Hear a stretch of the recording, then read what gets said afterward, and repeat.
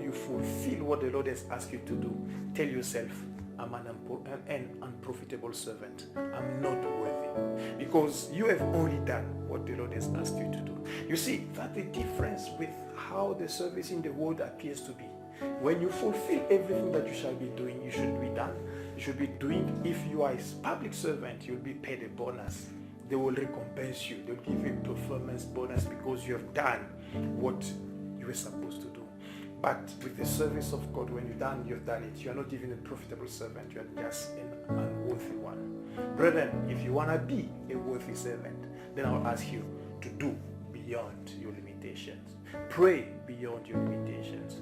Give beyond your abilities. Work or evangelize beyond your capacities. You will be a worthy servant. But it's not important for you to fight to be worthy, because the most important is to do what the Lord asks us to do. And you are saved to preach the gospel, to evangelize the gospel. Now, going back to this young man, I'm so impressed by him. He left, and the Bible says he preached the gospel in the Decapolis. Decapolis actually is a composition of 10 cities on the east frontier or east border of the Roman Empire in that first century. Now, it's like today, I'm in Potchefstroom here, northwest in South Africa, and I'm saved in Potchefstroom. And Jesus said, go and preach the gospel to your brothers. I go to the whole Potchefstroom in town. I go to Ikaheng, I go to Muad'Dib, Promosa, I even touch Marikana, Kanana, all the surroundings place. I go around the villages here, around Potchefstroom, Matlang village, and all the farms. And then I don't stop there. I go out to Fochville. I go out to Carletonville. This is already Gauteng province. And from there, I go to Ventersdorp, back to Northwest, Klerksdorp, Wolmaranstad, Bloemhof, Christiana. I'm in Northwest. And jump now to go to Pantherstad and Kimberley. I'm in Northern Cape. 3 provinces that I'm going to preach the gospel, because these are the 10 cities around where I am. Now, the Decapolis, most of the Decapolis region was located in Jordan, but Damascus was in Syria, Ipos and Sitopolis were in Israel. Now, 3 countries, Israel, Syria, and Jordan. That gentleman went to 3 countries, touching 10 cities, presenting the gospel of Jesus Christ. Can I be served today and preach the gospel in South Africa?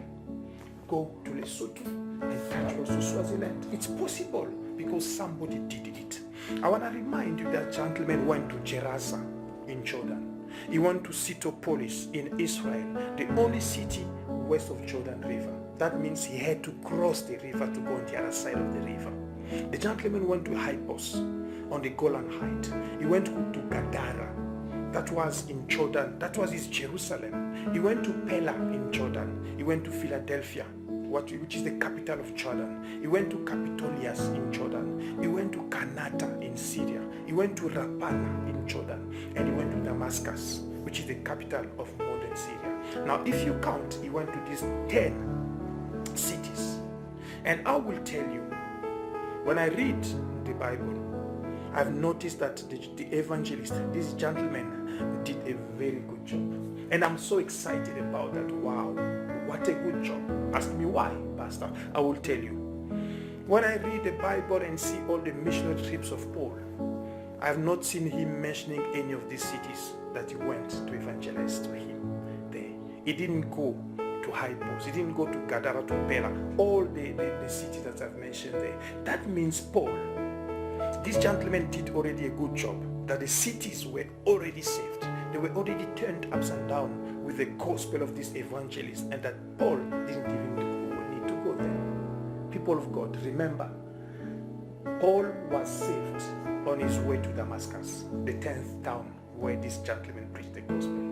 Paul was even baptized in Damascus. Paul received the mandate to go and preach the gospel in Damascus. Paul was taught discipleship in Damascus. Paul was sent from Damascus. I don't know. It might be that the evangelist was the spiritual father of the people who had Paul to come to Jesus Christ and to be baptized. And. This man, we don't know his name. The only thing, Mark chapter 5 verse 2 speaks about the man under the power of the unclean spirit. But after Jesus saved him, he was not a man under the power of the Holy Spirit. Not a special man, just an ordinary man. He was not a pastor, not an apostle, not a bishop or archbishop. Statement number 5. The church needs ordinary men, women, ordinary young people, truly saved, for the church to turn CDs upside down. We need people just who are ordinary, not special people with titles, not special people with special anointing, just ordinary mere people who accept that they have been truly saved and accept to serve the Lord. I'm going to finish my portion here by giving you my small testimony. I spoke about it last on the first part, that I received Jesus Christ on 24th April 1994, and on 26th May I started to go door to door in my Jerusalem. I preached the gospel, and I had plus minus 100 people who gave their heart in 333 houses that I've done in 3 months. I don't know how long the young gentleman in Gadara did for these 10 cities. I think more than 3 months, a year, 2 years, because he did cities. I only did my small Jerusalem. And after that, I decided to organize a gathering with all the people. I had few money, $100 US. I rented the place, $50. I rented the sound equipment for us to have a night vigil of prayer where I could preach the gospel to the people who received Jesus Christ. It rained completely the whole night. Only 33 people pitched up, and I was so disappointed, but I've never stopped. I continued. I carried on preaching in hospitals, going to markets, going on streets, preaching the gospel of Jesus. I was not a pastor, I was not an evangelist. I continued to do that. I carried on organizing what I was calling Afternoon with Christ every Sunday in my area. After the church, I would come and bring all the youth, the people around together, my old friends, and say, can we share the word of God? And we'll preach. I'll preach to them. I started to get one after one coming to Jesus Christ. It was so good. I went to university, the same. In the classroom, in the morning, I'll preach the gospel. Then we went outside. Then I became a shepherd of a group at university where I was preaching the gospel to more than 1,000 students every Wednesday, every Friday, during the lunchtime, under the sun. It was outside. People would come to receive the gospel of Jesus. Then every holidays I was going for missionary trips in Congo, and I preached the gospel. And until now, I'm a pastor in a church, but I found time to go and preach the gospel. Last year, I went to Burundi, I went to east of Congo, I went to India.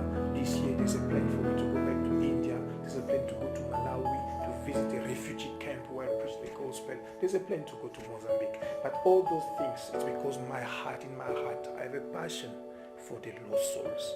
I invite you to have the same.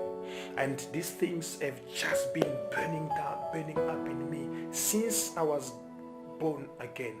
I read my first book. It was written by evangelist Rena Bonke. The title was in French, Evangelisation par le feu, Evangelism by fire.